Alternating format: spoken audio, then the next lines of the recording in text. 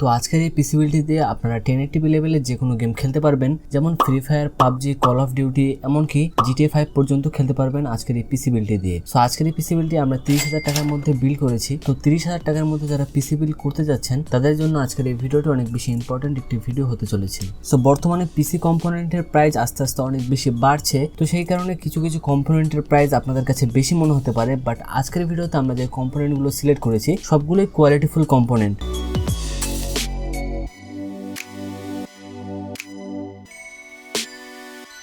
আজকের ভিডিওতে আমরা প্রসেসর হিসেবে সিলেক্ট করেছি AMD ryzen 5 5600G। তো 5600G কিছুদিন আগে প্রাইস অনেক বেশি কম ছিল, বাট বর্তমানে এটির প্রাইস 12,500 টাকা। আর এই প্রসেসরটি দিয়ে আপনারা যে কোনো ধরনের গেম করতে পারবেন, কারণ এই প্রসেসরে থাকছে 6 কোর 12 থ্রেড, পাশাপাশি 16MB L3 ক্যাশ এবং এটার speed 3.9 GHz up to 4.4 GHz। So ryzen 5 5600G এর বিশেষত্ব হচ্ছে এটির ইনবিল্ট গ্রাফিক্স। সো এটির ইনবিল্ট গ্রাফিক্স থাকার কারণে আপনাকে আলাদাভাবে কোনো ধরনের গ্রাফিক্স কার্ড ইউজ করতে হবে না। এই প্রসেসরে ইনবিল্ট গ্রাফিক্স এতটাই পাওয়ারফুল যেটা দিয়ে আপনারা অনায়াসে গেমিং করতে পারবেন।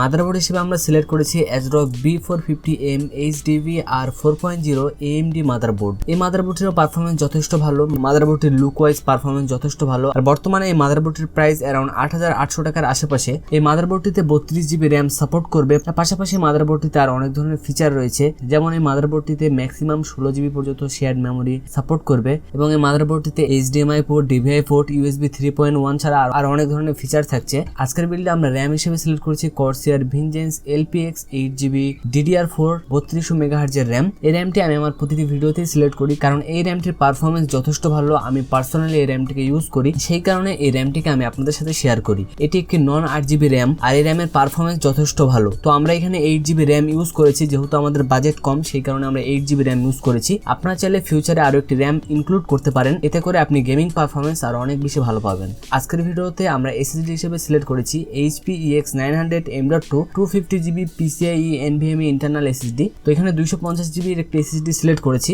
যদি আপনাদের বাজেট আরো কম থাকে আপনারা এর থেকে আরো কম স্টোরেজ যেমন 120GB এর একটি SSD সিলেক্ট করতে পারেন, বাট আমি রেকমেন্ড করব যে আপনারা 250GB SSD সিলেক্ট করেন, কারণ বর্তমানে যে সকল গেম আছে সেগুলো অনেক বেশি হাই এন্ড গেম আর সেগুলোতে অনেক বেশি স্টোরেজের প্রয়োজন হয়। তো সেই কারণে আপনারা অ্যাটলিস্ট 250GB এর SSD সিলেক্ট করার চেষ্টা করবেন। আজকের ভিডিওতে আমরা আলাদাভাবে কোনো পাওয়ার সাপ্লাই রাখিনি। আমরা যে কেসিংটি সিলেক্ট করেছি এই কেসিং এর সাথে পাওয়ার সাপ্লাই আসে, যেহেতু আমাদের বাজেট কম তো সেই কারণে আমরা এই ধরনের কেসিং সিলেক্ট করেছি। আজকের ভিডিওতে আমাদের মেন মোটিভ হচ্ছে পারফরম্যান্স, তো সেই কারণে আমরা লুকের থেকে পারফরম্যান্সটাকে বেশি প্রায়োরিটি দেওয়ার চেষ্টা করেছি। সো কেসিং হিসেবে আমরা সিলেক্ট করেছি PC পাওয়ার PPX 2603 white web mash M80X casing. So এই কেসিংটির বিশেষত্ব হচ্ছে এটির সাথে পাওয়ার সাপ্লাই আসে, পাশাপাশি কেসিংটিতে সামনে দুইটি ফ্যান থাকছে RGB এবং পিছনে একটি RGB ফ্যান থাকছে। সো এই হচ্ছে 30,000 টাকার মধ্যে একটি পিসি বিল্ড। তো আজকের ভিডিওতে যে কম্পোনেন্টগুলো সিলেক্ট করা হয়েছে সবগুলোই কোয়ালিটিফুল কম্পোনেন্ট। আপনাদের মধ্যে অনেকেই আছেন যারা বলবেন যে ভাই এই কম্পোনেন্টটা না নিয়ে এই কম্পোনেন্টটা নিলে ভালো হতো, বাট আপনারা অবশ্যই এই বিষয়টা খেয়াল রাখবেন যে প্রাইসটা ম্যাটার করে কিনা। সেম প্রাইসে যদি আপনারা অন্য কোনো প্রোডাক্ট পান যেটা আপনার পছন্দের প্রোডাক্ট, তাহলে সেটাকে আপনারা অল্টারনেটিভ হিসেবে নিতে পারেন, বাট প্রতিটা প্রোডাক্ট নেওয়ার আগে অবশ্যই সেই প্রোডাক্টের পারফরমেন্সটা আপনারা একটু যাচাই করে নেবেন। সো এই ছিল আজকের ভিডিও, দেখা হচ্ছে পরবর্তী ভিডিওতে। সব ভালো থাকবেন, সুস্থ থাকবেন, আল্লাহ হাফেজ।